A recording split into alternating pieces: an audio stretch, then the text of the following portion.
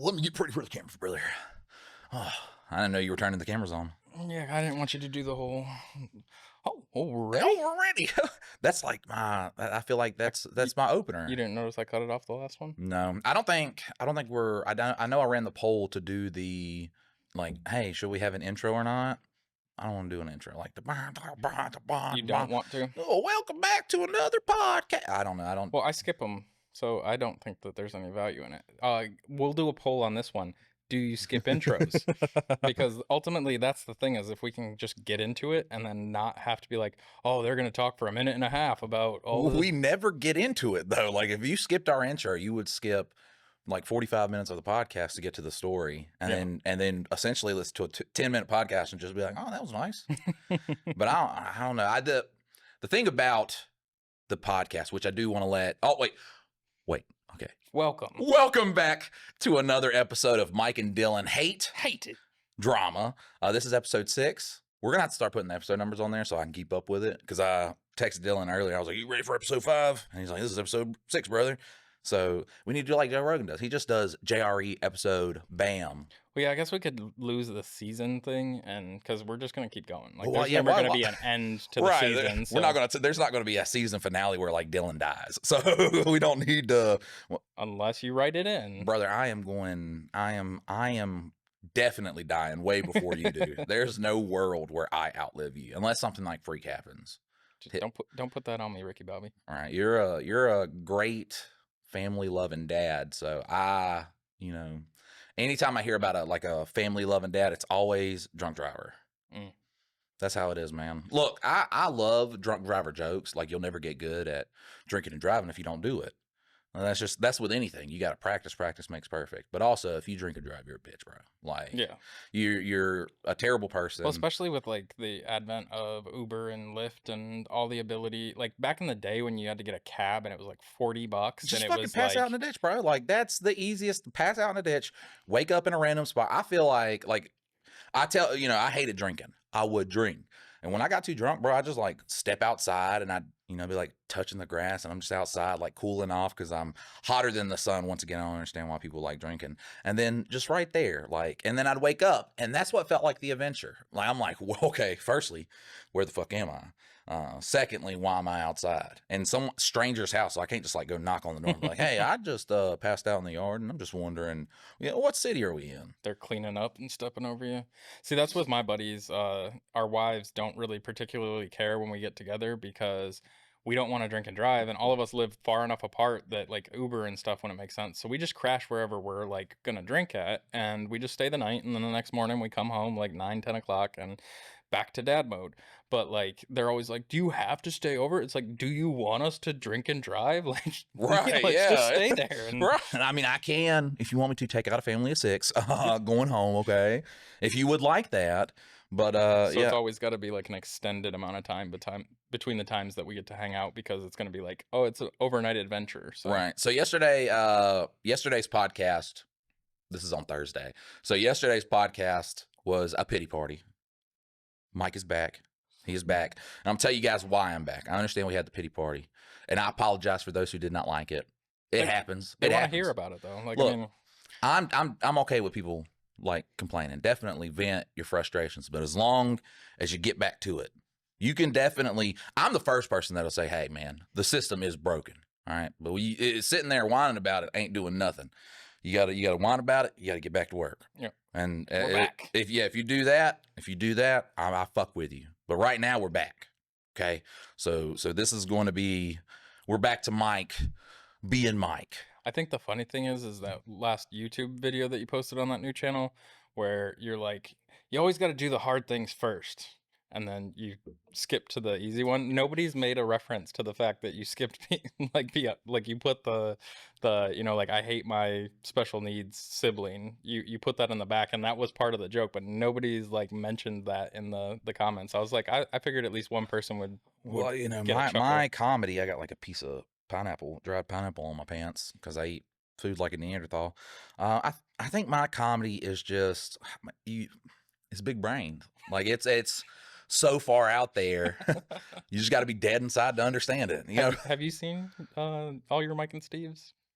Yeah, I have seen on my Mike and Steve's. It's a wild thing. Someone said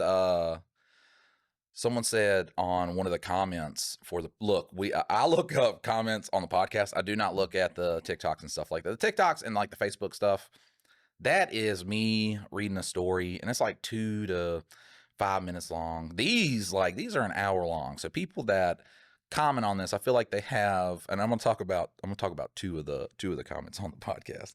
I just feel like, those are more what you read than the one where, thousands of people are commenting on, something that's not you. That's Mike miking it up performing for a video. But one person said that something about like imposter syndrome and that I am a good comedian.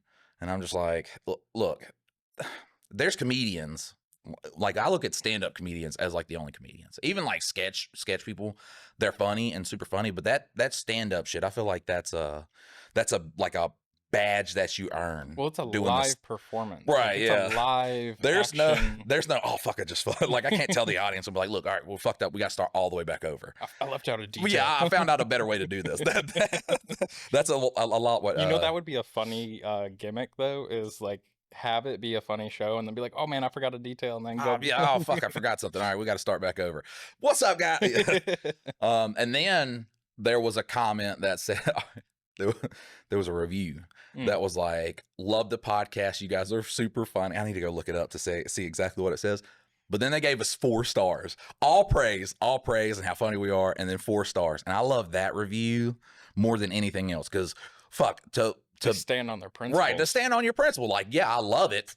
5 stars? Only God gets 5 stars. You boys need to come back down to earth a little bit. Like, yes, I'm saying you guys are funny, but come back down a little bit. If there was a 4.9, I'd give you that, but it's either 4 or 5. So only God gets 5, buddy. So y'all take what you get, all right? You guys are funny, all right? But fucking, remember who you are. That's what it is. That's the remember where you come from.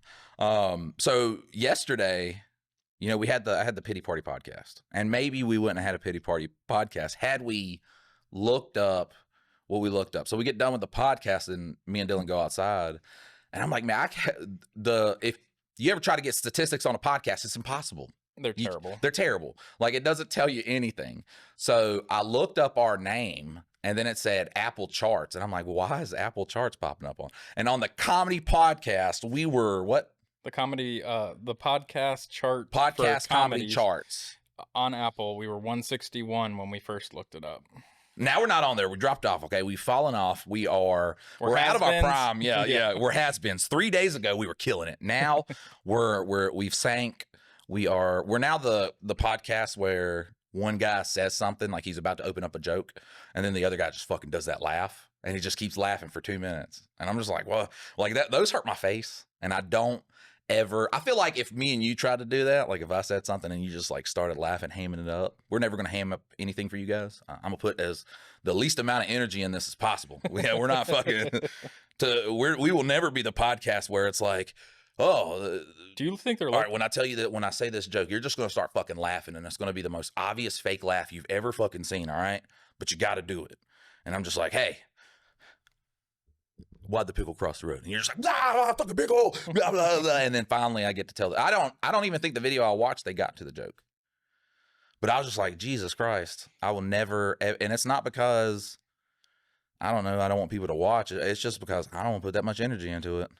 That, and I think one of the reasons why this is so enjoyable for us to make, and why, like, what will keep us going is us not having to perform, just to show up.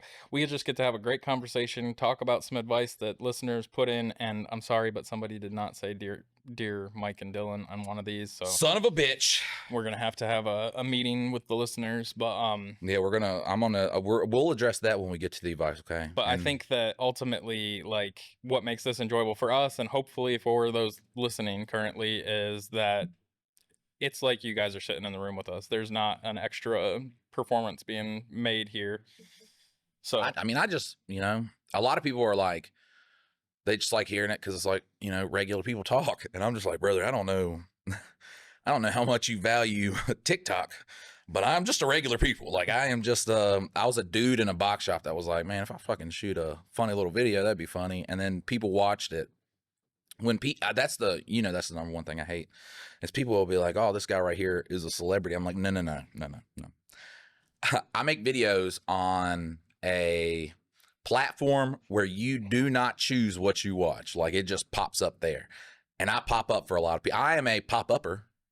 Definitely. I definitely pop up a lot.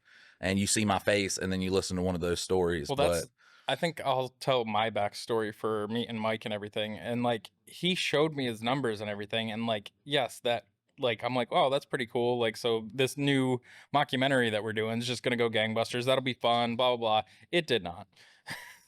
Sorry, Mike. Sorry to brother, pick at the scab. That's what took my soul. Yeah, that's what took my soul out of just like making stuff. But it's wild. It was like, after we worked together for a while, like Mike would come to events and things that I was partaking in because I'm I wouldn't say like I'm a big member of the community, but like I know a lot of people. I go to a lot of different like charity He knows fundraisers. everybody in the community. I know nobody. I'm just like make a video, stay in my house type dude. And so then like I'll talk about him, but I always talk about Mike. I don't talk about Felonious Falafel. And then even when I bring it up, they're like, I don't know him. And then as soon as I show like a video, they're like, oh, I've seen that guy. You know him? He's and like it's this big thing. And like I never got to have that feeling of like you're just Mike because we've been working together for a while before like I ever really knew that local people and like people that we run into on a regular basis have seen your stuff. Because that's another thing is, even with like currently around like 3 million people across all the platforms,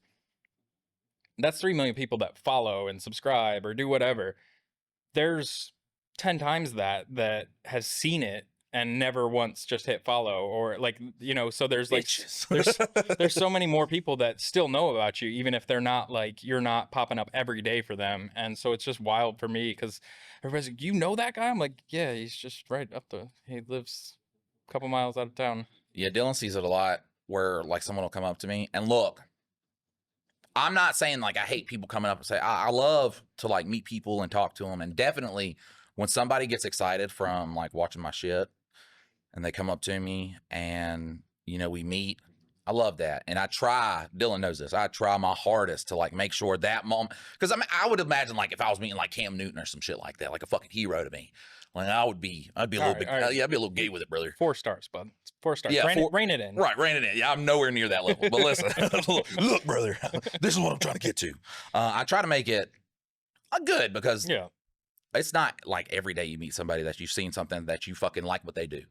So I try to make it like really good. It was really hard because I'm almost 100% awkward during those. And I'm not trying to be, okay, because in my mind, I'm like, I need to make this as least awkward as possible and as most enjoyable as possible. And the funny thing is I met a guy at Finch Park. Mm-hmm. And I thought I did a banger job. And he was like, man, you kind of came off like a dick during that. And I was like, what? Like, how did I was like, she was like, you just came off like a dick. So now that guy out there, I don't know. Maybe he just thinks maybe now he's like plotting this fucking thing against me because I was a dick to him. I wasn't trying to be. And if you ever meet me, understand, I am, like I said, I'm trying to, like I always shake people's ass in their names, what they do. Like he forgets it immediately, but yeah. Right. I try to get it out there. Oh yeah. If you talk, they know. They're not, no one that listens to the podcast is ever going to come up to me and be like, Mike's gonna remember my name after the first. People who watch the podcast will walk away and be like, oh, it's Keith, by the way. Like, and as they walk away, they know. But yeah, that guy is, speaking of cults, look, I had an idea because we popped up on the Apple podcast. Okay. We should start a cult. There's a bunch of people that watch. We could do like crazy shit. And then I'll just go out on a fucking cornfield one day with some juice. Not all my jokes fucking hit, man. This will be a mic only excursion. I will not be out at the cornfield. Dylan will be there too. He plays guitar. He'll be serenading us. He might not drink the Kool-Aid. All right. I will not drink the Kool-Aid. He might not drink the Kool-Aid. Life's hard, man. Look. I mean, if it's poison, no. If it's like hallucinogen or something, depends on the day. Maybe we could have a field trip. But look, life's hard. Okay, it is an experience where. I don't know how we constructed life. We did it the wrong way, but no one gets to like really go through life without worry about something, about the next thing. And it's always like really, really tough. Okay. And I say this to say all the fucking documentaries I've seen on cults, always happy. All of them across the board. They'll be doing the weirdest shit too. Until they're not. They'll be doing that, but they're not. They're just like until Kool-Aid Day, you know, we're just out here fucking having a cookout. Everybody's just like super happy about it. Till they make the next documentary of somebody that got out before the Kool-Aid was drank, and they're like, yeah, they made me. It's like one or two people. So look, one or two people, that's a good conversion rate on bro. Like you're convincing people to kill themselves. One or two people leaving, that's a great. All I'm saying is like the cult leaders are very charismatic. Like that's a very, they talk about how do you say enigmatic? You know what word I'm trying to say? I'm not going to try and say it either. Right. Imagine being so charming. You can be, because how many people died at Jonestown or Jonesville? Jonestown. Yeah. I don't it was like that. 1,000 people, bro. Way more than I ever thought. And I was like, man, to convince. Well, especially because that's like, a guy who walks like nobody. They didn't shoot it all at the same time. They had to have seen some people just be like. I think they knew, right? Though I got to watch the documentary on that again. But what I'm saying is like when documentaries, I hate how when documentaries talk about people, if they did something bad, like imagine watching a documentary, a true crime documentary, okay, and a guy gets murdered. They always, you know, Ted's the guy who walks in a room and fucking lights up the room. And he'll give you the shirt. That's how you know you're gonna die one day. If someone describes you as the friend that gives the shirt off their back, you're cooked, bro. Like you are going to die because that's how everybody describes people. But nobody describes these cult leaders like that. Like obviously he's a guy when he walked in the room, the whole room lit up. Like no one's following the dickhead to like imagine trying to fucking start a cult and you want to drink Kool-Aid with 1,000 people and you're all gonna die and you're just like this autistic anti-social fucking person. Like, why'd you follow this guy? You walk up to him, he's just like, oh, what, man? Yeah, we're gonna go. No, man, you gotta talk to him, you gotta welcome him. You gotta be like, Steve, and then you know the other guy's like, oh man, you ready to go out to that field and drink the Kool-Aid? He's like, brother, I've been ready. Like he had to be a guy that lit up the fucking room, but they don't talk about him like that. And so you're trying to be that guy. Yeah, but look, guys. We ain't got to drink the Kool-Aid. We could do other stuff. We can get a compound. A cult did that. I mean, a compound would be one thing, but like that's like. And then the FBI suicided them. So yeah, it was all the FBI. Anytime you get killed by the FBI, they're always like, "You suicided yourself, brother." Like that's my favorite thing is the people getting like what do you call them? The whistleblowers. They'll be like, shot himself in the back of the head 17 times. Fucking what a way to go out. Committed to right. That. Yeah, he committed to the suicide. All right, so I guess we can get to the first piece of advice before we hop into some more rambling. I think that's all we had to talk about. Is Mike sorry for the pity party? Mike wants to start a cult. Mike wants to start a cult. Yes, that is number 2 on the agenda. We got to do something with 9/11 MoonPies because I did shout that out. So 9/11 MoonPies, baby. That's. I think MoonPies are probably trademarked. Not 9/11 MoonPies. Yeah, but just because you tack something onto the end of it doesn't make it. No. So to get around that, we just make it one word, no space. So we get I wonder who has 9/11 trademarked. Somebody's got to have it. No, probably the U.S. government. You could not trademark that. But we could do it differently. And 9/11 MoonPies. Just 9/11 MoonPies. Southern, so it works too. 9/11 MoonPies. Just one word. Can't trademark that. You'd be surprised. All right. Oh, Dear Mike and Dylan, obviously a very beautiful, beautiful listener here who cares. All right. My name is Casey. Casey, I just want to say I love you. All right. You put Dear Mike and Dylan. And that out of the 2 advice that we have, also, I've not seen these also. Out of the 2 advice we have, I do want to say I love you more, Casey. And he just gets in here and is like, I can't stop killing people. All right. A thing that a viewer brought up is that, yes, guys, absolutely, I agree with this. A viewer said people should write in confessionals. Oh, yeah, that would be cool. Not put your name or anything like that. Look, I ain't got the technology to IP track you, so just fucking go ham in it, and I'll read it. All right? Don't, like, put some crazy shit like... Yeah, no, like, you hurt somebody. Yeah, don't put anything in there where, like, or I'm like, oh, God, like, fucking... And then the FBI comes here, because they know how to IP track people. But, yeah, put in some confessionals that, you know, fucking... And if I'm sorry, if you hurt somebody, like, intentionally, like I'm cool with the FBI taking your shit. Like No, we don't snitch around here, partner. Not me. Maybe I Dylan. won't snitch, but my computer will, and I'm not. I'm not defending that. Oh, now nobody's going to put in the juicy stuff.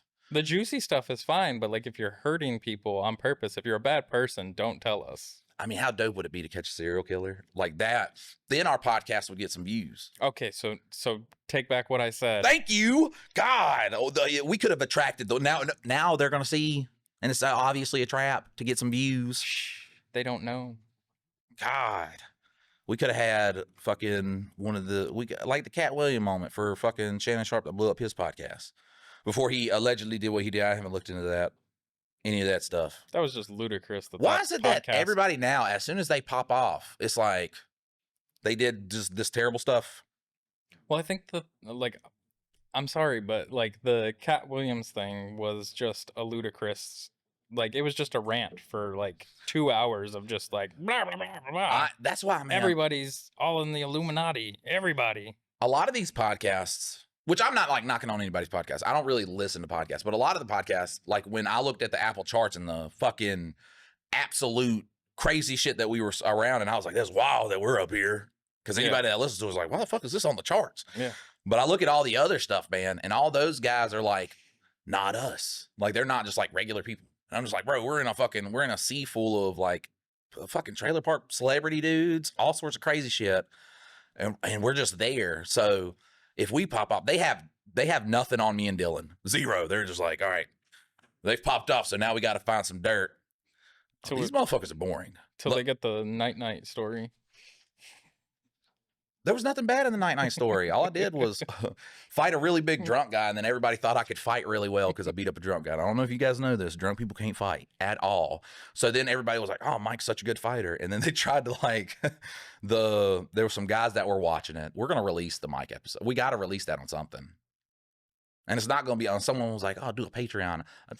I'm like Walter White. I don't do no fucking the internet donate stuff. Okay. I will make meth. And I'm not good. I'm not a chemist, so I can't make meth, but we can make like friendship bracelets, best fucking friendship bracelets on the market. We're going to have the premium friendship bracelets. I also can't kill people because I'm real squeamish. Well, I don't know where the fuck I was going with this. God bless America. Just that like, the dirt that they were gonna find. Oh yeah, they ain't got nothing. Just like these two dudes are boring. Like yeah. Oh no, but the fight thing was there was a gang and they called themselves the Insane Gangster Disciples, but they were all white people, and I was like ICP style gang. Yeah, I was like, I don't know if you can really have a gang of all white people. I don't know if the black people are like, yes, this is something I've not talked to other gangs to see if they allow that gang. You realize that you could have like beefed with Eminem. Like you could have been in that like beef. You could have made a Eminem diss track, and then he could have called you out in one of his songs, and then boom, you've made it. Nah. But then the guys wanted me to like hold a 6-point star over my head, and they were going to punch me in the chest 36 times. I'm like, look here, brother. I'm not gonna. And it's a very generous offer. Look, I'm not saying that I gotta go do this thing over here. But I just got a lot of things going on in my life. I'm kind of homeless right now, so gang affiliations. How about Tuesday? We could try. Reschedule. I think Tuesday. Yeah, Tuesday. I got time to hold a 6-point star over my head while you punch me in the chest 36 times to join a gang that I don't think the black people are viewing as legit. But yeah, we're just regular fucking people. So, God damn it, these tangents, man. It's like, look, dear Mike and Dylan, my name is Casey, and I recently went out with a 10 out of 10 girl that I met on Tinder. Nice. We went out and had a great time. When we got back to my place, we sat down and relaxed watching a movie. Things started going in the right direction, and foreplay was getting started. Tell me that you like it. Yeah. But there was a problem after some foreplay. For some reason that I do not know why, I could not get it up, and the great night ended sadly. Brother, no. I'm only 27 years old, and I only had 1 beer and no drugs. Any advice? Brother, we got to get our circulation up, man. Like, listen. Well, my question when I read it was, like, does it normally operate? Is this the first time? No, it's not. And obviously what he has is it's either circulation, all right, or he's just bagged a hottie and he's nervous. Like he knows right now he's got to perform, because she's going to go back to the 10 out of 10 community where they have a dick committee down there in the 10 out of 10 community where they are rating dicks. They are talking about them. And you can't go back. You can't have one of them going back saying your dick game is not there.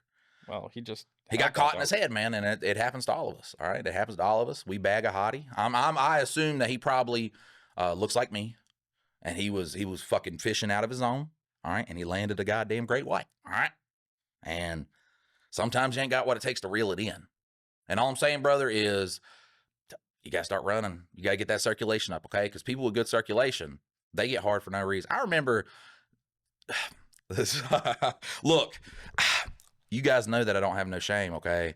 But fucking, like, I'd just be sitting in class in 6th grade and be like, why the fuck are we doing this, brother? Like, did you have that moment? Did everybody have that moment? I think all young gentlemen. Okay, have that, so because I thought really like this was going to be like the next embarrassing thing. Like I was going to say, like I'd just be sitting in class and be like, brother, what are we? The worst times that like, Right. I can't get up. Right, yeah, I can't stand. But teacher would be like, Mike, would you like to come up here? I'm like, I would not. Oh, you say my knee? I was saving my grandma yesterday. She fell down, and just I don't know what he's doing. No, for no reason. We're not even thinking about nothing. We're No. just like, did mom get food stamps today? Are we gonna eat something good for dinner? Which something chicken. good for dinner was like bland pork chops. When I got with Amy, she can cook. That's why it's so fucking hard to lose weight. The weight that I've lost so far is great, but now I'm getting back onto that bad track because Amy's out there fucking cooking chicken fajitas and shit like that. And I grew up on tube steak, but yeah, it's just. And now, you know what I'm saying? Now it's just like he's just there, man. Like we you can get up if you want to, bud. Like we ain't got to. That's the weirdest thing growing up. You know, being in my 20s, like, and you're around your wife, you're just like, I want to do it now. And I still find her sexy. I definitely, you know, when she's out of the shower, I'm ready to see a titty. Number one. And if she's ready to get it, we can get it. But now it's just, it feels like it's calmed down and we're just like, you know, what if we did just play video games? But brother, like I said, you just got to get that circulation up. Because that's what I think. If you get your circulation up to where you were in middle school, he pops right up. I'm not going to be like one of these commercials that's like, oh, take one of these teenage fucking dick pill. You've seen those commercials, right? Where they're like, yeah. I still call ads commercials which is crazy because you're more fucking old boomer than I am. I still call them commercials, man. That's wild. Because it'll be like, look how fun it is for me to take these dick pills. And it's like my girlfriend, after I took one of these dick pills, and she's like, are you going to take one of these dick pills tonight so we could do it? I can't resist my husband and I'm like, brother, what the fuck? Like, you don't know that Viagra is for older people because their circulation is bad and they have to get an erection. It's not for a 20-year-old kid to have better sex with his girlfriend. Brother, you are at the tip-top shape. What I'm saying is he might need to get some of those. You know what I'm saying? But why? Like, I mean, I think there's more to, like, I mean, for one thing, like, if it becomes a reoccurring occurrence, like, talk to a doctor. Oh, absolutely. But like, talk to a doctor. But like with the initial like outlook on it, like, honestly, yeah, it's probably performance. I just think it's nerves. Performance anxiety. That's the fucking. But like, I was looking for that. My thing is like, I've never. Fuck you for sounding smarter. I just want to cut you off by saying that. I think with any relationship, like, you don't need to go for like an hour-long love-making session. Like, I mean, and like, there's other parts like the foreplay and all that. Like, it should be an event, not about like a dick pill that's gonna make you go for 2 hours before. Like, even though it's all wrapped up, like, you're still continuing to go. Like, that's unnecessary. Just enjoy yourself. Let me tell you guys a story. I don't tell a lot of stories on this podcast, but it's like, Mike, that's all you do is tell stuff. I'm gonna tell you guys a story. So it was back, I think, 10th grade, and I was going out this weekend. A girl had invited me to this party. I just started going to a new school. Well, she used to date a guy, and people talked about this guy because anytime they said his name, they put Big Dick, and then they call him Meaty. That's if they didn't want to call him Big Dick blank, they just call him Meaty. So he had a Johnson, he had a Hog, he was packing heat, and I'm just like, damn, I can't compete with that. So I literally researched how to eat pussy. That's what got me to do. I was like, I got to research it. So I fucking learned at a young age. I'm looking at fucking, I learned labia minora, labia majora, all that shit, the clitoris hood, the vaginal dam, all that stuff. And then techniques on how to do it. I think the first one I learned it from was like this lesbian blog is back.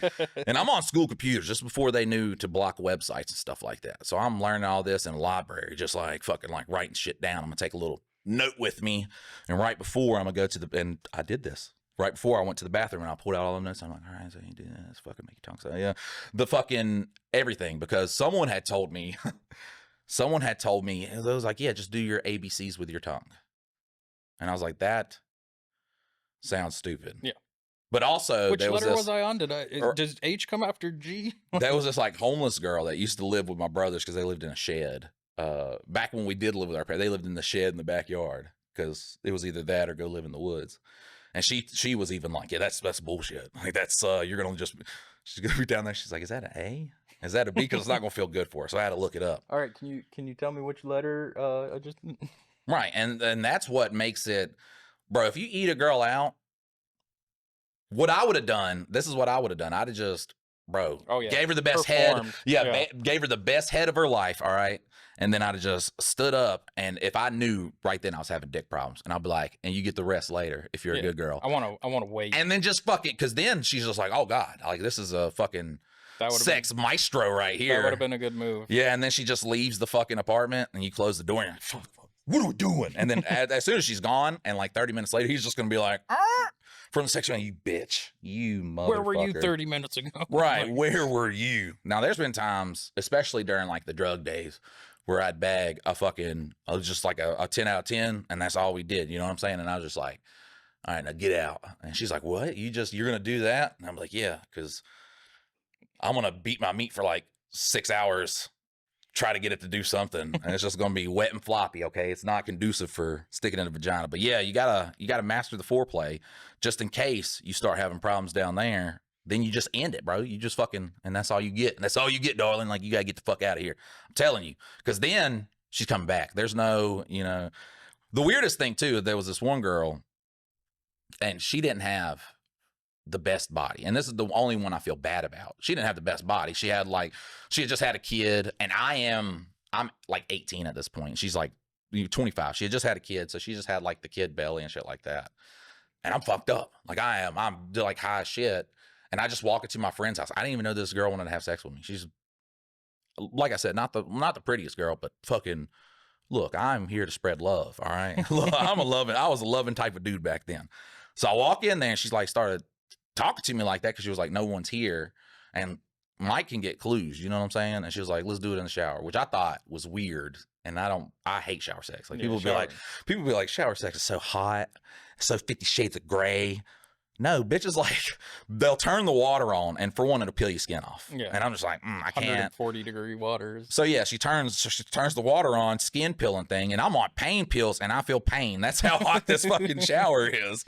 So she's like trying to give me head, and he's like wet noodling, and she's down there. She's like, "Is it me?" And I'm like, "No, it's not you. It's the drugs." Look at my face. I'm pale right now.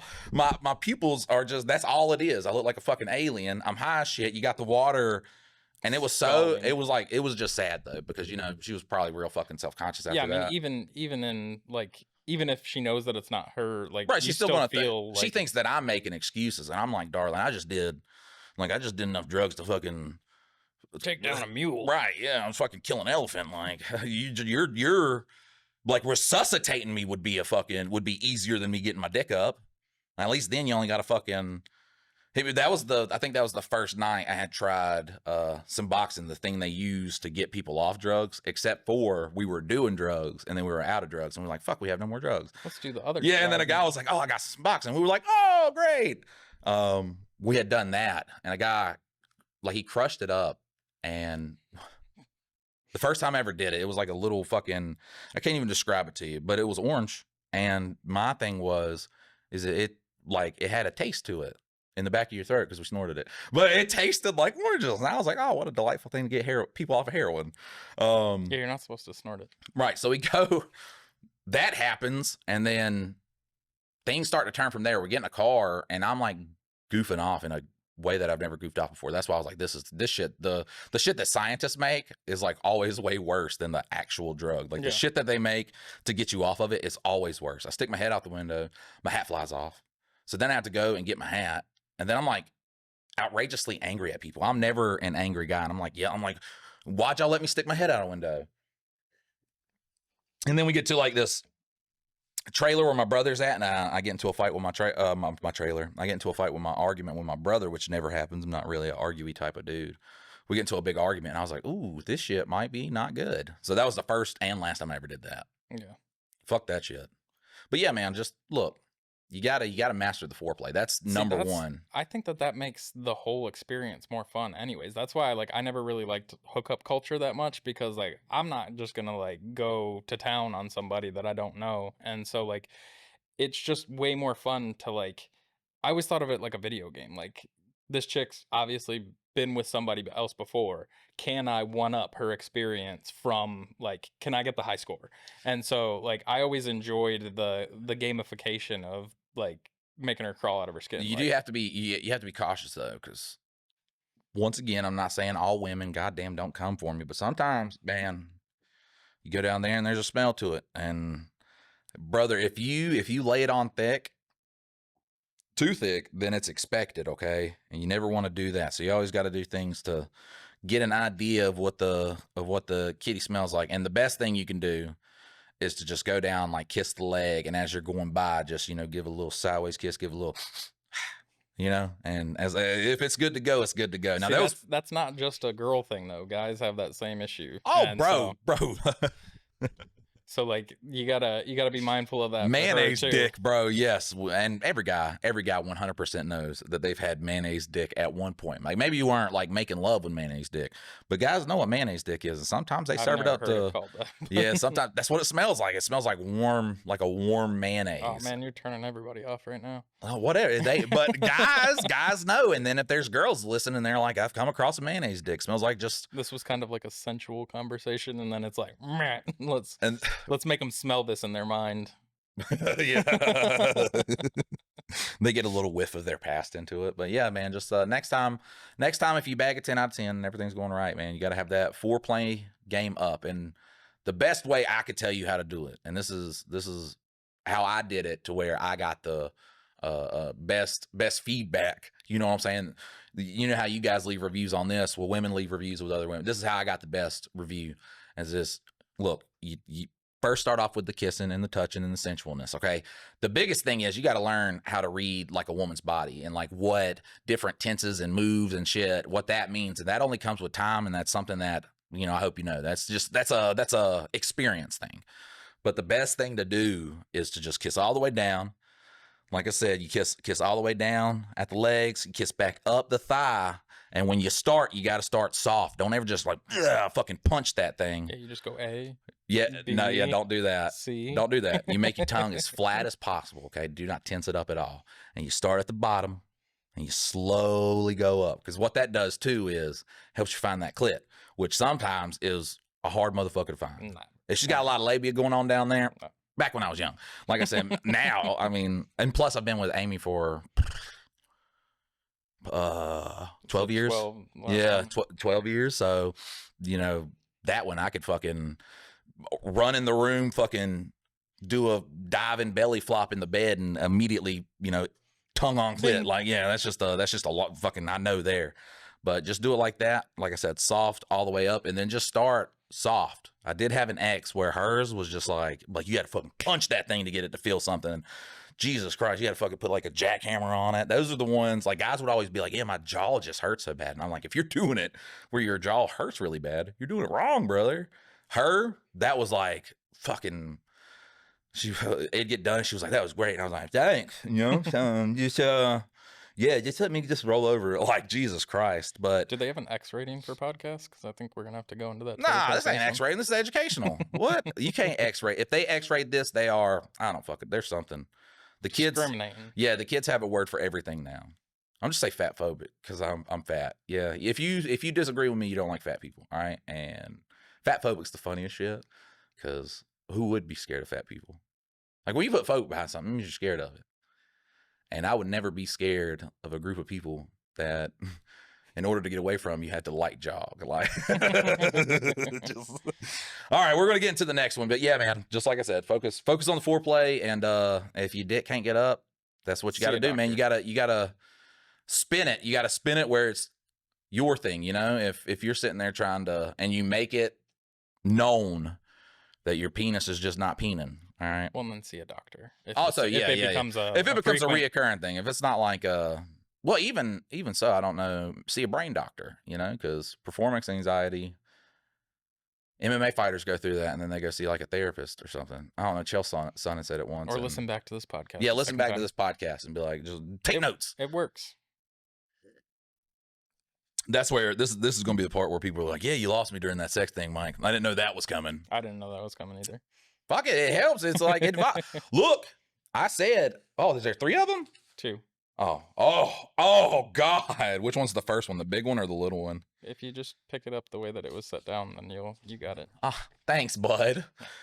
All right, so we're going to get into the next advice. That one was kind of long. This one's long as fuck, all right? Get ready for The advice for that one was long. The actual request for advice was very short. But I told you guys to send it in, and I do try to actually give advice you can use. Now, Dylan's here to, if that advice, he's like, no, this is the real advice. Like, this is the actual advice. If the shit if I'm just like, you know, well, you just got to take a 12 gauge and yeah.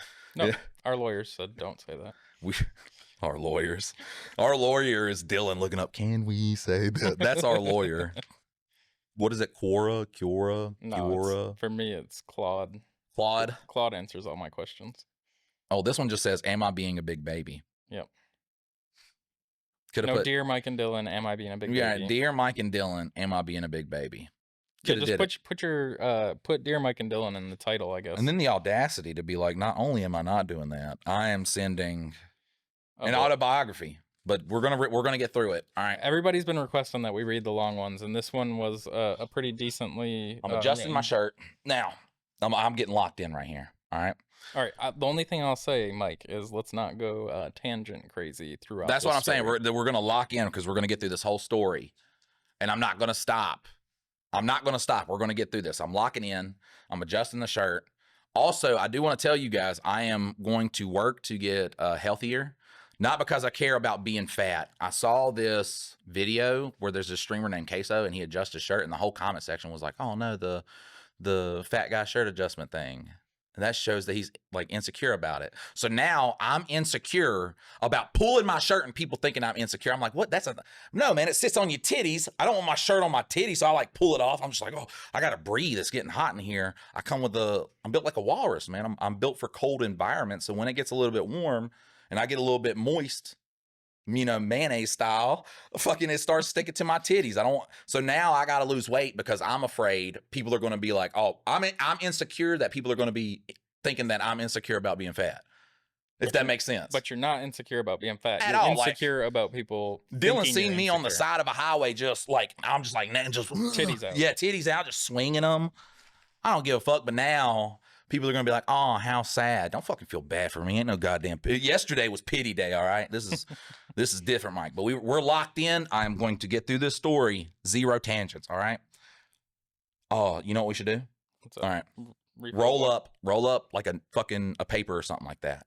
And every time I start to get off this story, you're going to bonk me with the paper. I'll just do this one. There you go. That's not enough. We'll get a plastic baseball bat for this. Because this is a lock-in story. Yep. We got to lock in. Let me take a sip of water. Look, I'm scared.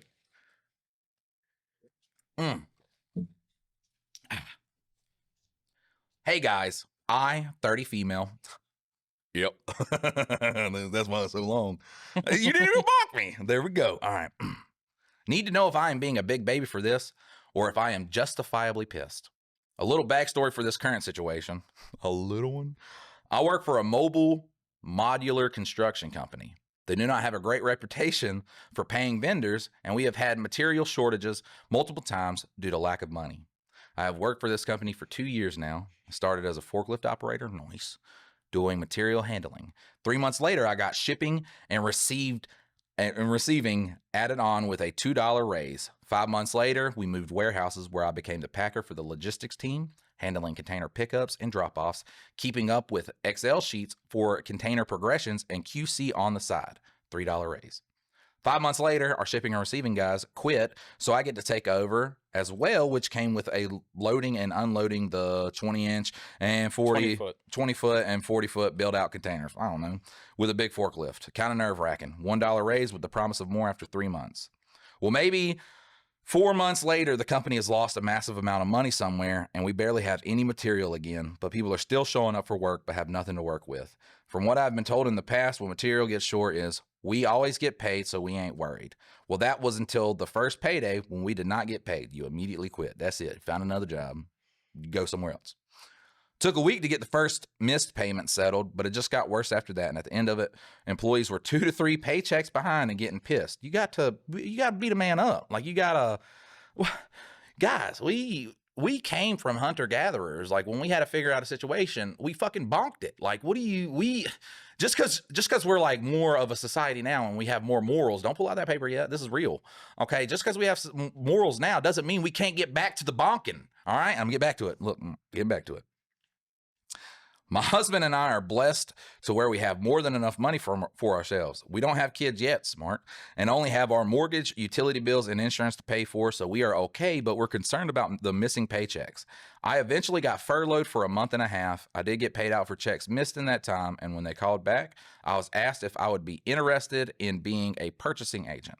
I've always had more hands-on job because I cannot sit still for very long. I did, however, think that this was presented to me now that I am older. Maybe an office job will be nice until a baby comes along, so I accepted it. I have been back for a month and a half now at this new position, and it was a mistake. Things are thrown at me at random saying we need this tomorrow. Well, most things are. Most things we order are not items that are kept in stock, so they have a few days to a week lead time to get to us, and people get mad. I am not used to seeing such high ticket prices, so some of the dollar amounts make me anxious. The main difference to this job versus what I was doing before is mental strain. Now I have a touch of tism. Now I have a touch of tism somewhere in me. That's how they wrote that, and that's how they wanted me to read it. I immediately noticed that. I physically know that most things I am stressing about are out of my control and not my fault, but I mentally do not know this, and my brain consistently screams at me that I should have done something more. So dealing with this for a whole month and a half, I have been back, has been mentally exhausting for me. I have not received nor asked for a raise yet due to still learning everything in this role. I am still keeping up with Excel sheets for progression on different container builds and still receiving parts of shipping. This past Tuesday, I went to talk to the CEO about how the job is going and what not, so I thought this would be a good opportunity to ask about working from home, not a day off, just to be able to work from the comfort of my home and not worry about people busting in my office for whatever reason, and let me have an extra day with my husband before he has to travel again for work. I start with asking about Friday to be home when my husband is there before he leaves again on Monday, and for Wednesday for a mental break from the office. The response I was given was something like this: I am okay with you working from home on Friday because I also will not be here on Friday for personal reasons. However, we do not allow work from home because you are tired. Come into the office tomorrow and we can discuss this further. Update, we did not have another discussion, but a 3-text conversation where he said I could work from home on Friday. Here's how I feel about the whole thing. I can easily do what I do in the office at home with the less stress on myself. I have proven myself a reliable worker time and time again. I have not asked to be switched over to salary. In parentheses put, I am the only office employee who punches a time clock or for a raise. I will admit, when we started missing paydays, I did not do as much as they were used to me doing, and I would call out when I knew I wouldn't have much to do, or if I just didn't feel like it because I wasn't getting paid. But since coming back, I have clocked in early. I've been told material gets here quicker and less returns for materials ordered wrong, left late trying to figure out solutions for material needed. So am I in the wrong for being upset about not being able to work from home? Sorry for the long post. I am a woman, LOL. We knew, yep. I love the podcast. Love the TikToks. Keep it up, you guys. If you ever come into some money, in parentheses, or not, I have worked for free before and need more help, I will drop this job like a bad habit. I love you guys and what you guys are about. I also have lots of story being a woman in male-dominated roles. Look, bro, as soon as we pop off, she's coming up. Like, bro, dude, that was dope. Look, the ending made it better for not starting off with Dear Mike and Dylan. Look at that. Here's the thing. So which one's your favorite, Ian? Huh? You said this one was your favorite just because it said Mike and Oh, Dylan? bro, she was like, fucking, I love you guys. She went into how much the love is. Fuck, it was way better than Mike and Dylan. I like that one. I like the ego. That's why that lady put 4 stars. Look, the other one. She was like, we can't have Mike just like getting too gassed up here, Mr. Big Head. Then we start having those podcasts where Dylan's like, hey Mike, why are roads cracked? And I was like, fucking for like 7 minutes, and you guys have to sit through that. That's why. But the real advice on this is, listen, you were there when they weren't paying people, like when they did not have the money to fuck it, and tell them that, man. Obviously, here's the thing: if you came back, all right, they wanted you back after, fucking the shit hit the fan for them and they could not pay people. They wanted you back. So obviously you are of value to them. Sometimes you got to use that your valuableness to your advantage. You can't just sit there and be complacent when there's shit that you don't like. That was like me when I was working at the box shop I worked at. That place was shitty. I tell you guys, we worked 12 hours, 7 days a week. I am not the type of person that just I keep my feelings to myself. I'm gonna let you know. And usually it would involve the supervisor coming in, and I'd be like, boy, you guys, I don't know if y'all just sit in the office and jack each other's dicks off all day. That was me. That, like, I talked shit, but I knew at the end of the day that the work that I put out was enough to be able to talk shit. Like, you can fucking fire me. Who the fuck wants to work here? And who especially is going to do the shit that I do? I'm competitive in nature. Anything I do, I have to do it good. Like, I have to do it well. And that's just, I can't enjoy shit because I have to be so fucking competitive. So I knew, fucking doing that and my value in the company would lead me to be able to vent my frustrations. If you feel like you were in that type of situation, like, hey, I bring a value to this company, then you're able to do that. And eventually, like I said, I became a fucking supervisor. And everybody's like, Mike, the guy that I think like 2 weeks before the first shift supervisor, we were there on a Sunday getting shit ready for like inventory. We were doing inventory or some shit like that. And one of the assistants from another machine, I was trying to talk about like a real problem, and he's sitting there joking. And I was like, man, you just don't shut the fuck up, do you? Like, I'm trying to have a real conversation. Well, you two can joke about this later. I'm here on a Sunday. I'm missing time with my fucking family. So then me and him like get into an argument, and like I don't know if he thought I come from a different place, but like if you get in my face, like I'm gonna have to, like, so I had to like we're not doing this. So I grab him and like Derek immediately fuck cut that name out, but he like grabs me and separates us. And literally 2 weeks later, I went to third shift first to do like the whole get used to it. What's funny about that is me and their supervisor could not get along, and there's this kid. I'll name drop him because he's a fun guy and I like him. But CJ, so he was like going hard at CJ, and I was like, man, just shut the fuck up. Like we're in here, working our ass off. We got 10-minute breaks. 12 hours, okay? Every 2 hours, you got a 10-minute break for lunch. You got 15 minutes, all right? Who the fuck wants to work there? I understand the turnaround that we have. That's one thing I could see. Everybody else would be like, oh, I'm like, fuck that shit. I'm going into my second cigarette. We're taking like a 13-minute break, okay? I'm with CJ.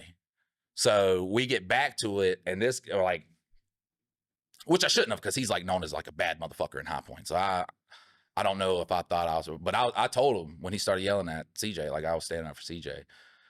And he said something. I was like, we can take this outside. He's like, we can't take it outside. And, people like separated us. No. That was the one where I was just like, fucking, I'm real glad everybody's here separating us, because I didn't want to like, because the thing I can say about that is the shittier company you work for, you can fight out your problems. You can go outside and duke it out, go back to work. That is a plus.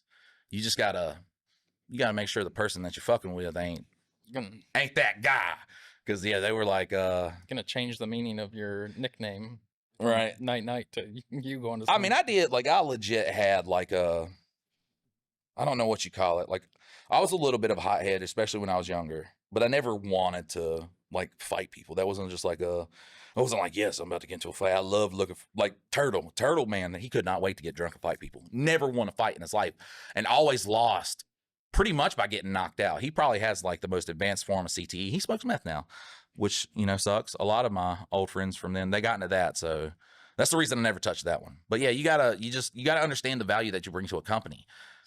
So I'm going to go ahead and speak on my take on this. Like, number one is you never like quit a job or show your hand without having anything, and you've moved from being a forklift operator to being a purchasing, I can't remember what her, but like you've moved up in the company, so you have a good resume to like go out and start looking for another job.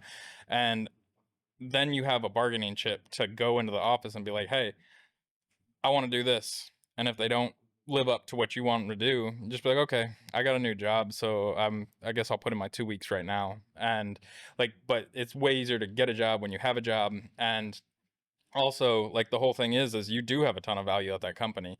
So like, but my biggest thing is you always keep your cards close to your vest. So like, go ahead and start looking for a new job. If they're not, you know, if they don't pay as good, or if they're not what you necessarily want to do, then you can just use it as a bargaining chip rather than actually going to look for a new job. Listen, like I said, I don't want to fucking give advice that's going to ruin people's lives, and to Yeah. say that, because I don't know exactly what goes on there.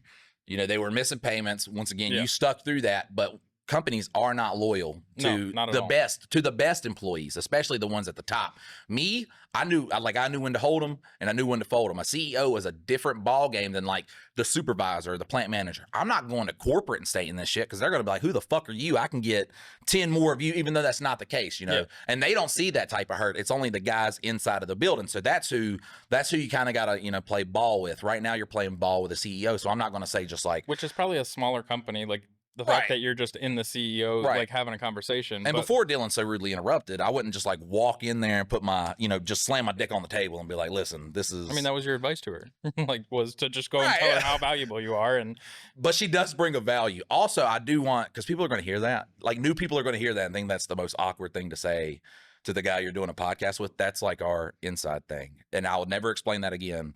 So the next time, like, me or Dylan say that and someone doesn't get it, they're just going to be like, oh, this is kind of awkward. That's one thing, though. I was watching a UFC live, and there was a very special knockout happened. It was if anybody watches UFC, it was Justin Gaethje versus Max Holloway. Nobody thought Max Holloway was going to win. He was winning the whole fight, and in the last 10 seconds, he points at the mat and tells Justin Gaethje to come bang, like, because Max came from the featherweight division. He was smaller than Gaethje is, and Gaethje's kind of like, you know, big for his weight class, what we would call essentially like a weight bully. He was big for his weight class, so nobody wanted fan favorite Max Holloway to go up there and fight him because we thought he would get knocked out. He goes up there, performance of a lifetime, then points at the ring last 10 seconds. We're like, no, what are you doing? Justin Gaethje goes, they start just swinging, and Max knocks him out. Knocks out the guy nobody thought he could beat with 1 second left. So I'm sitting there watching all these reactions from like streamers and stuff because I like to see other people's reactions too. We just like, people like seeing reactions from people. And there was this one where this guy, I mean, the room that I was with lost their fucking mind. And we were just like, the room that they were in lost their mind. But like the main guy was like, stop it. We got neighbors. Like, I've never watched them again. Cause I was like, that made me melt inside of my body how awkward that was. And then they have that little moment where they're like making up. Ugh, I just didn't like it. I didn't like it. Live streaming though, that's a different one. I'm not built for live stream. Cause here I could really fuck up and we could be like, all right, we could cut that out. Which we have not done yet. I've not fucked up to it. no, but you say you're going to take out that name. Do you really have to take out that name? Which name? The supervisor? Yeah. I just bleep it out. If we got lip readers that are watching the video, they can lip read it. I mean, I don't think he's going to mind being name dropped, and we never ended on bad terms. Which, I mean, I can say about that one. I know I give supervisors a lot of shit, but Steve, the name that I used for the videos, that was the best supervisor I ever had. He was the guy that was like, he understood. But that's what I'm saying. Our first, second, and third shift supervisor, the first and second shift supervisor, essentially, all of them worked their way up. This was at least a company where everybody worked their way up. Yeah. So they understood what the fuck it was like. They understood when like people had enough. Like if they walked up, they would like get into arguments, cussing matches. Like everybody understood, and that's like the best kind. Yeah. But Steve was my favorite, just because he was like the newest one out of the getting promoted. The most right. He was the most understanding, and bro, he did pass away. He passed away in his sleep. He was a young guy. I mean, he was not much older than I am. But he had this little like gangster walk about him, little white guy, you know what I'm saying? Had this little gangster walk about him. He was a real good dude, hell of an operator. But that's who I named the like iconic Steve off of, just because I was like, oh, I'm gonna use his name just because And I didn't know if anybody would like from the company would understand that that's why I named him that. Yeah. And even when I was just like, yeah, that's why I named Steve. And also, it's just the easiest fucking most common name. Yeah. Because I did think about Steve, and then I was like, oh, Steve. And then it kind of worked out from there. But everybody there was just fucking, they understood what it was like. I still think with her and the CEO that she does, obviously he sees the value she brings. Oh yeah, but like I like just having that bargaining chip like before I go ahead and show my cards completely, because ultimately you can either make your position that you're at better and work for you the way you want it to because they don't want to lose you, but if they call your bluff, like I mean it's like when you're in a negotiation, the person that's willing to walk away is the one that holds all the power. So if you're willing to step away from the job and actually like walk away, the only thing that I say is make sure you have something that you can walk away to. And that's why go ahead and see what the job market's doing, see if there's anywhere out there that your skills will be more appreciated. And then once you have that, then you can go in and you can completely call their bluff. Or if this is what you like doing, stay and kind of learn the job and learn what you need to do, and work on getting past the, the overwhelming part. Really understand and like try to learn this, because once you leave a place that knows you and you go to a place that expects that you fucking, they don't know who you are. They don't have that. You weren't there for the days when they were missing payments and shit like that. Then you got to know your shit. So you definitely, I definitely would. It's tough because you're new in this position. So it is harder to say, well, I could just get a job somewhere else, especially if you're struggling with the position right now. Well, she's in a good position though because But she's she said, struggling. well, she's struggling with the job because of how they're like how the company Busting operates. in their office. It's not so much the job itself; it's like how it all operates. But like on top of that, you said that you and your husband are, decently like you've managed your finances to where it's not super stressful. And you ain't And got so, kids, man. That's a but like, do you want to have kids in that scenario, like saving so much money. with this stress and all that other stuff? And like the way that I look at work is like stoicism is like, can you actually affect change? Can you do something about it, or is it just something that's out of your control? And if it's out of your control, just let it the fuck go. And then if it is something you can control, put whatever weight into it you can. But if once you realize that you can't change this, just either accept it or move on to some other position. Right. I would definitely, I don't know, because once again, I don't know your situation. I don't know the day to day, and it's easy to say, throw your dick on the table or have a job lined up and stuff like that. Obviously, you've been through a lot with that company, so 2 years. Normally that does not mean anything. It's How only long? 2 years. Oh, it's only 2 years. Yeah. Oh, fucking. But see, they've had so many like slip ups on their end that like it's really not a good company to continue to like hang your hat. This day and age, though, 2 years is a fucking lifetime with a company. Yeah. If it does, it feels like a lifetime with a company because there's so much turnover. Companies they've gotten into this phase where they don't want to fucking pay people. A lot of companies have started the whole pay ceiling bullshit. The once a year you get a fucking quarter, all that stuff. So my favorite was when I was working at one company, they went from like a 5 rating, like so you had to rate yourself and then your supervisor would rate you, and they had 5 and nobody was ever a 5, and like you should never put yourself lower than a 2. So basically there was just like 4 and 3 that you could be, and then they went to a 3 tiered system, oh fuck, and you could never be a 3, and it's like why the like what the fuck's the point of this at all? Like why make me rate myself but you'll never pay me more for well, being that's a 3? because Like that's because when they fire you for whatever the fucking reason they want to fire you, they'll be like, look, this guy was never a fucking 3. He never made any fucking progression, even though they tell you don't ever rate yourself as a 3, and the supervisors can't rate you as a 3, so they can only. That's literally what that is. oh, That I, is I that fought is him. the when we want to fire you for no fucking reason at all, even though from North Carolina we're at will state. That means they could just be like, bye, later, buddy. We don't have a reason we can give you it doesn't matter if you're making $1,000 a week working 80 hours of overtime. We'll give you the unemployment of $350 a week. That's the max that they can give you. That's crazy, Bro. Companies do have too much fucking power to say, hey, I come in here and as an employee I'm supposed to trade my time for value, and it's been a long fucking time that since the 50s that someone can trade their time for what it's worth. This is our lives we are giving away to make somebody a fucking billionaire. we should be paid. And like, it's my belief that you should be able to work 40 hours and be able to live comfortably Yeah, on if that. you want to hustle more than that, that's Right, your and choice, but, that's like when you're doing the fucking 70 and 80 hours a week, when you're putting in the fucking work, there's still going to be people that do that. Even if you can live comfortably at 40 hours, there's still going to be people busting their ass because they want a nice fucking truck, because they want a fucking boat, they want to go on vacation. But we should never have to work 70, 80 hours a week to then starve, like to fucking struggle. And that's just kind of how it is right now. And, you know, you get promises from both sides of the aisle of, hey, everything's going to change, and it doesn't, man. And fucking look, I'm about to get the bonk for that, but I mean, that's real shit. That's real shit. That is a real fucking problem. The crazy thing is that it's not like everybody knows that and everybody agrees, but everybody finds a different reason for why it's that way. I mean, that's But, it's why I still stick with this shit. Like, I could either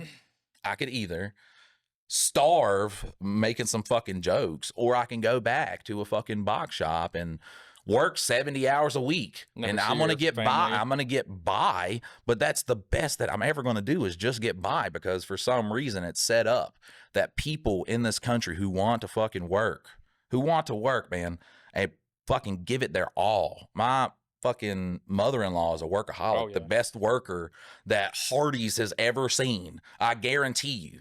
Treated like shit, man. And that's how everybody is. You put in that work, you're treated like shit. You're not paid what you're worth. You're just a cog. Yeah, just a cog, man. And you know, we would be in those meetings, especially when I became a supervisor.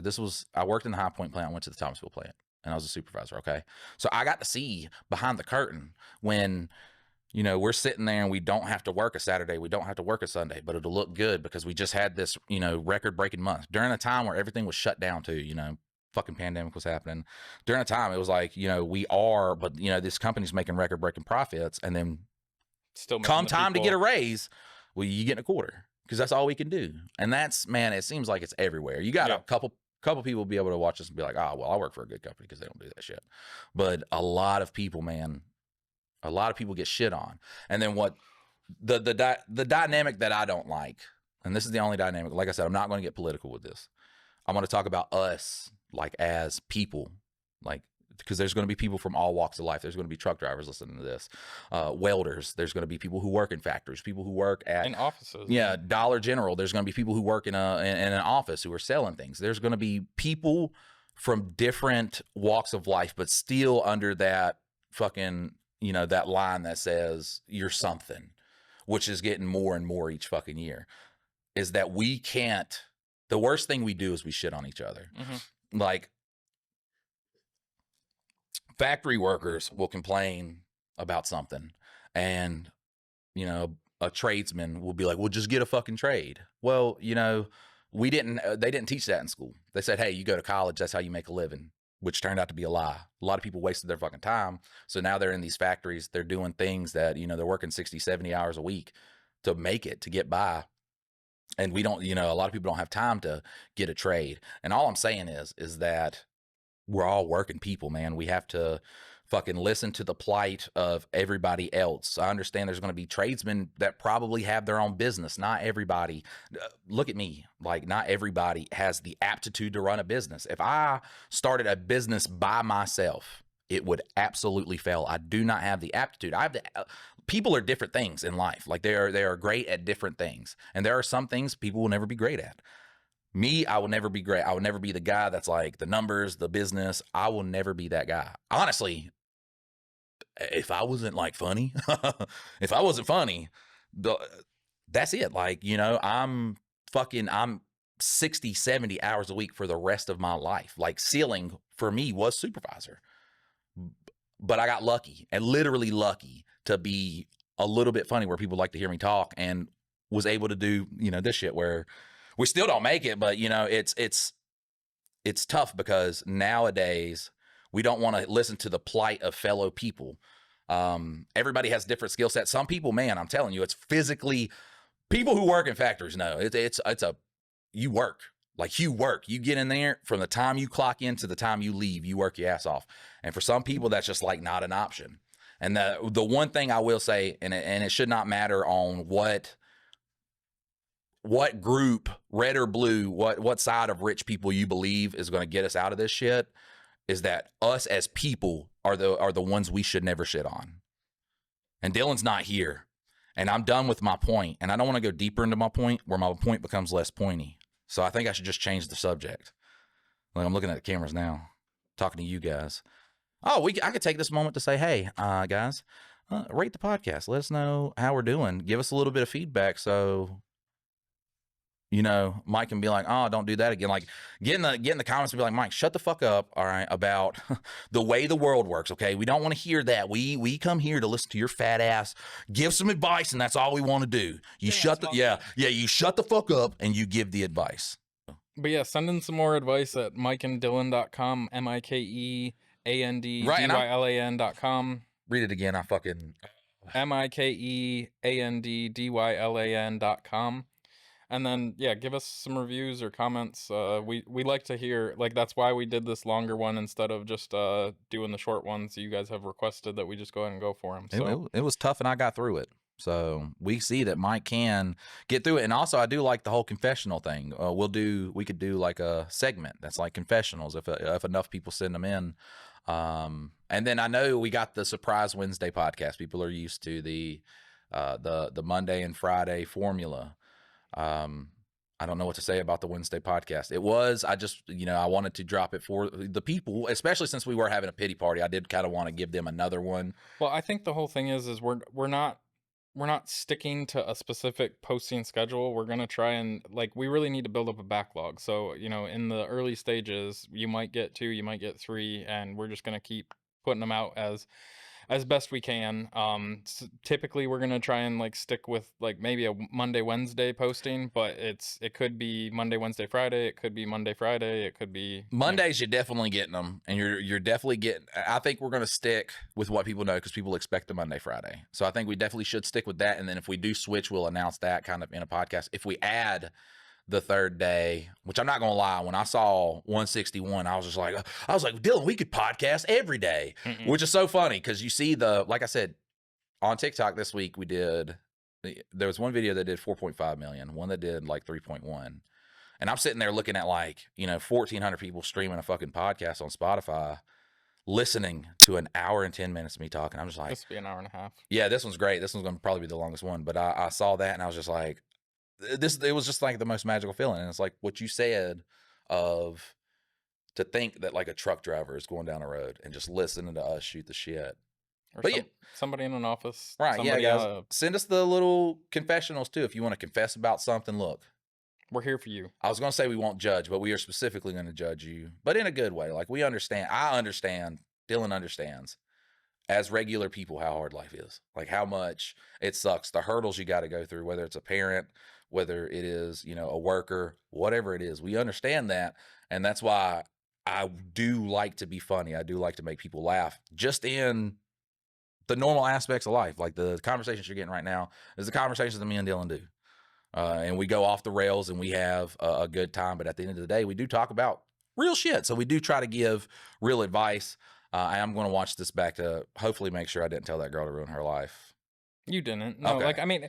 But that's the thing, is it's a conversation. I think, no, she has a power, like she has the ability to have a bargaining chip. My only thing is if you're going to go and play a hand of poker with your boss, it's best to have your bets hedged. So you have something that you can go to, rather than just, fuck you, I'm the best. And then they call your bluff and then you lose a job. Right. Sorry. I just thought of the one where we went off the rails. We did not go off the rails right there with as the working class, we need to understand each other and all that shit.